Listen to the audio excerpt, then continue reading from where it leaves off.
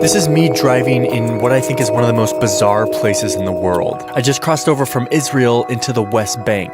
If you look at a map of where I'm driving right now, you'll see a jumbled mess of Palestinian towns and villages, which are shown in green, and Israeli settlements, which are in blue. Many people think of this territory as Palestine, but of the 3 million people living out here, almost 20% of them are Jewish Israeli citizens. The Israelis living out here are called settlers. They live in the West Bank, but they're citizens of Israel. As I drive, I'm looking at effectively two different nations woven into each other through decades of conflict. I visited 15 settlements all over the West Bank, talking to people who've decided to pack up and move out into the middle of disputed land. We'll meet them in coming videos, but first I want to take a look at the maps that help explain how the West Bank got to look like this.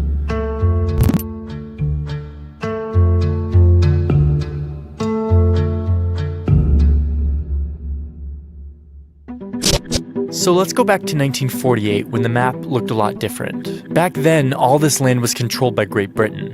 And due to growing tensions between Jews and Arabs, the UN worked with Britain to split the land into two states. One for Jews, Israel, and another one for Arabs, Palestine. The Jews in the region accepted this plan and declared independence of the State of Israel. But the Arab states in the region saw this plan as just more European colonialism. They didn't accept the plan and instead declared war on Israel. Israel won the war, pushing well past the borders of the UN plan. During the peace negotiations, a ceasefire line was drawn in green ink. It became known as the Green Line. It wasn't necessarily a border, it was just a ceasefire line, with this being the State of Israel, and this section being controlled by Jordan, who had taken control of it during the war. The Jordanians named this newly seized land the West Bank because it was west of the Jordan River. The fragile ceasefire remained until 1967, when Israel fought another war with its Arab neighbors. Israel wasn't looking to take over land in this war, but in just 6 days of fighting, it blew past the Green Line and seized a whole swath of land, including the entire West Bank. Suddenly, Israel had a decision to make. Do they make the West Bank a part of Israel and give the 1.1 million Arabs living there Israeli citizenship and voting rights? Do they give the land back to their enemy Jordan? Or else do they let the people create their own Palestinian state? This became a major debate in Israeli politics. Many Israelis saw this war they just won as not just a military victory, but a religious sign that the Jews were meant to return to the place where a huge amount of Jewish history happened. The hills of the ancient Judea and Samaria, which is basically the entire West Bank. So while the government was debating what to do, Israeli civilians began moving into the West Bank without any permission from the government. They just started setting up homes, establishing a Jewish presence in this region. Suddenly, any debate about what to do with the West Bank had to take into account the growing number of Israeli civilians that were living there. But the rest of the world did not approve of this. As the settler presence grew, the UN issued a resolution saying that the settlements had no legal validity and that they constitute a serious obstruction to achieving a comprehensive, just, and lasting peace in the Middle East. They were basically saying that this settler activity was totally illegal. Two different narratives emerged here. One said that Jewish civilians were moving on to mostly empty plots of land that they had captured in a war, and that had deep historical and spiritual significance to them. The other side, which is the side that most of the world took, said that these settlers were colonizing land to expand their nation. In spite of international condemnation, the number of settlers in the West Bank grew. Over the next few decades, more and more factions of the Israeli government began to support the settler movement, allocating public resources and granting permits for building. The Israeli Housing Ministry and military began developing plans on how to develop the West Bank. They built roads throughout the entire region, allowing easy access between the settlements and mainland Israel. More and more building permits were given out, and planned communities began popping up all over the West Bank. The settlements slowly shifted from a fringe group of motivated civilians to an institutionalized part of Israeli society, totally supported by the state. Here are the Palestinian towns in the West Bank. Watch how the settlements weave throughout these Palestinian towns. Palestinians didn't like this encroachment. They began protesting, often with extreme violence. Between the violence and the condemnations from the international community of the settlements, the situation became unsustainable. So, in the mid-1990s, American President Bill Clinton, Israeli Prime Minister Yitzhak Rabin, and Palestinian leader Yasser Arafat signed the Oslo Accords, agreements that established a Palestinian government and split the West Bank into 3 sections. Area A gave Palestinians total control over security and government. This makes up about 18% of the West Bank, but most of the Palestinian population centers are here. This was a big deal because it gave Palestinians self-rule for the first time. Area B was designated for Palestinian government control while retaining Israeli security control, meaning the Israeli military remains very present there. Area B is about 22% of the West Bank.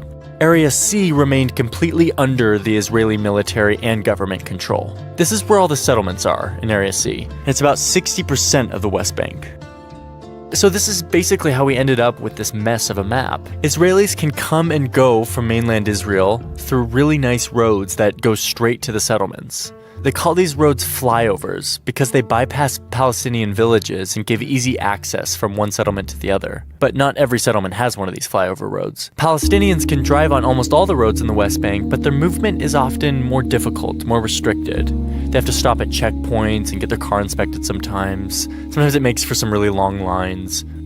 But certainly one of the most difficult aspects of this carved-up land situation is how it hinders Palestinians from being able to build an economy. Area C, which is under Israeli control, contains the majority of the West Bank's agricultural land, as well as the water and mineral resources. Palestinian companies are severely restricted in accessing these resources, which takes a huge hit on their economy.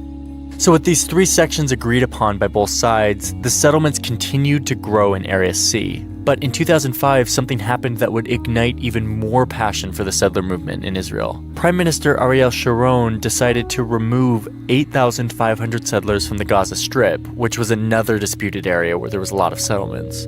Seeing Israelis forcibly evicted, their homes demolished, left a huge mark on the country, especially the settlers. They immediately redoubled their effort to settle the West Bank, and the numbers continued to grow. Most people who think about a resolution to this conflict propose a 2-state solution, meaning giving the Palestinians a state somewhere in this West Bank region. But if you look at this map, you can start to see that it's getting harder and harder to do that. The settlers living in the West Bank are not living in tents or caravans. They're living in developed communities with schools and hospitals and even a university. It's not going to be that easy to uproot these communities. In the next video, I'll go inside the settlements and talk to the people who are living there. Jewish people have come home. That's not going to change. Who are these? That's me driving towards an unauthorized outpost deep into the West Bank. And when I got to the outpost, I expected the family I was meeting with to hit me with an earful of ideology and a sermon on why the Jews deserve to live in this land more than the Palestinians do. Instead, we played music. We ate food from their land, and we talked more about the perks of living in the desert. Close to Jerusalem, the best view, the best weather, close to my parents. Yeah. Excellent, it's perfect. These people don't own guns, they don't lock their doors. I visited 15 settlements out here in the West Bank to find out what motivates the people who are at the forefront of one of the world's most difficult and protracted conflicts.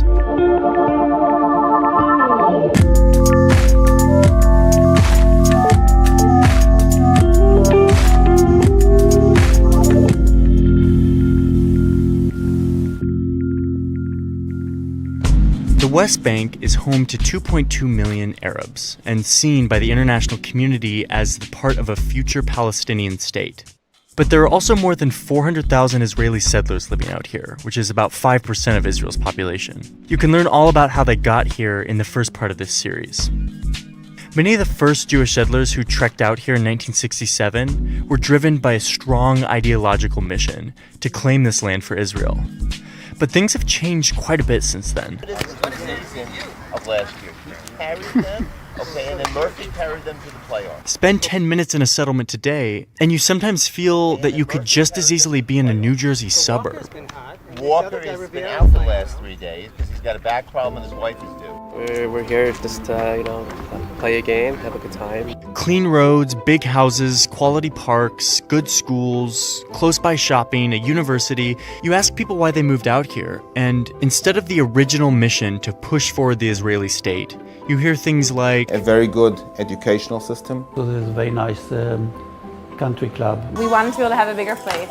It's a great place to raise kids. It's just a beautiful view, and it's our beautiful land, and I love looking at it all the time. We were looking for a Jerusalem suburb that we could afford, that was a manageable commute. Close to Jerusalem, Extremely close to Jerusalem. The quality of life is so much better. It has nothing to do with politics. Having a little bit more quiet. Most people here work in the city, and you come back here at night, you come back here in the afternoon, and it's just relaxing and quiet. between the puppet show for the kids, the bump-in bar mitzvah party, and the 100 other examples of seemingly ordinary suburban life, it's hard to remember that these settlers are living at the edge of an intense conflict.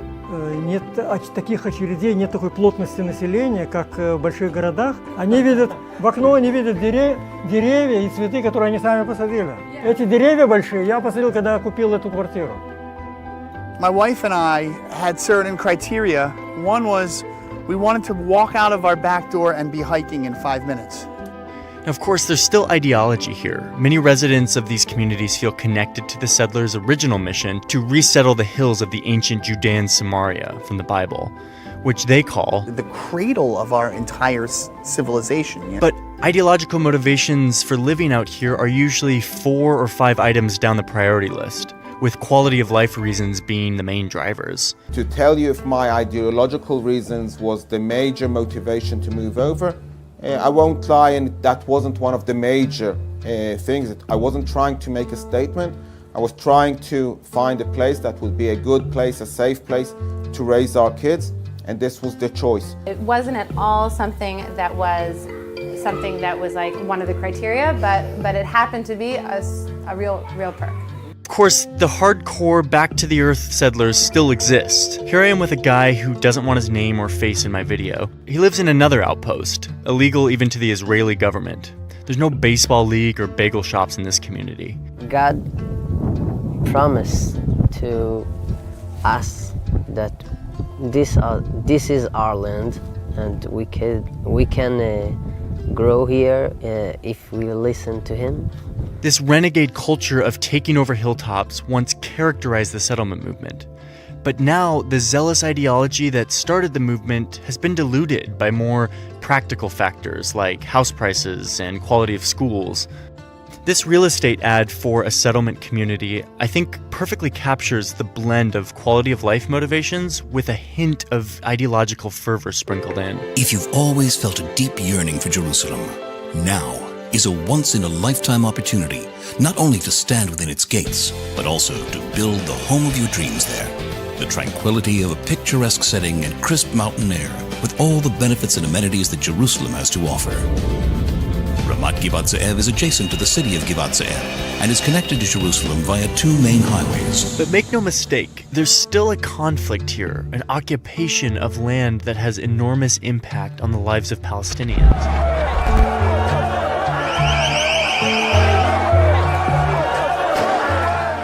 It sounds paradoxical, but this just seems like the safest place in the world.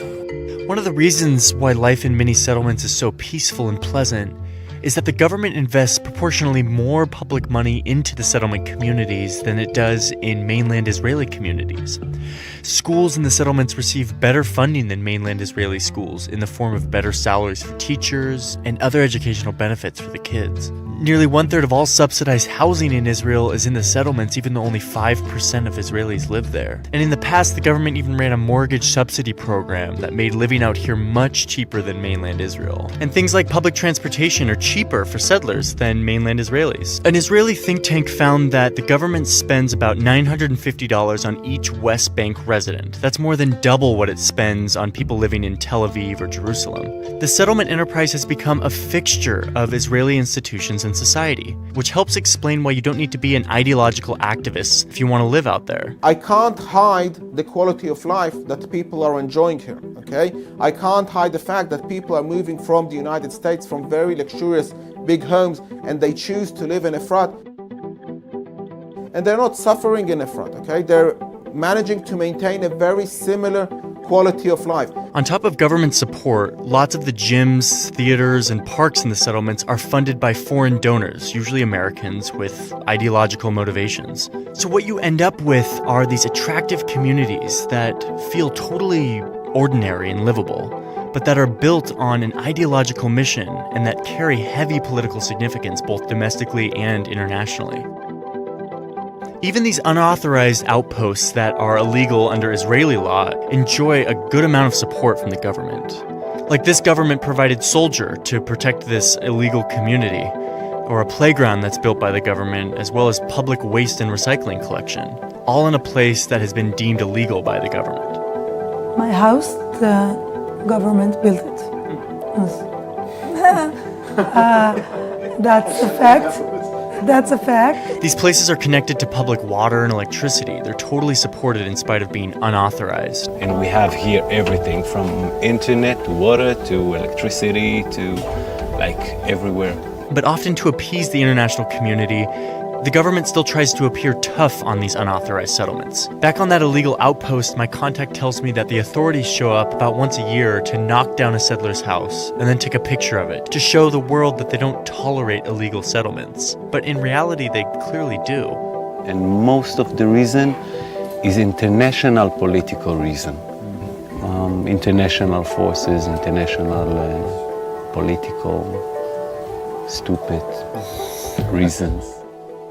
Since 1967, there's been wide government support from both right and left-wing parties in Israeli politics, which both have separate reasons for supporting the settlers. And while this support is not the only or even the main reason why settlements are growing, it has surely helped turn the settler experience into a mainstream, livable, and often enjoyable situation.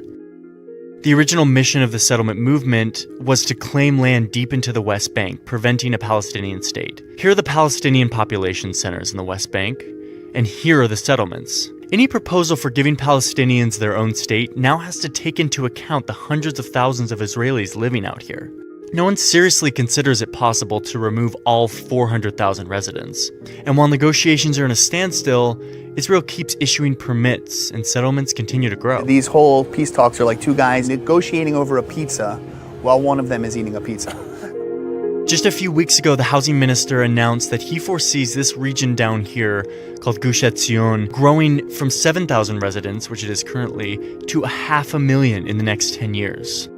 Israeli settlements are universally condemned among the international community, but no matter what you think of them, it's hard to imagine that they're going away anytime soon. What did you think that I was living in? You thought I was living in some sort of tent? That I was riding camels? What did you have in your imaginary picture the settlement movement? There are 500,000 people living here in solid homes. Before 1996, there were 100,000 Jews living over the Green Line. Today, we're approaching 500,000. And that number is just growing. Jewish people have come home. That's. This is my land. This is not your land. It belongs to these families.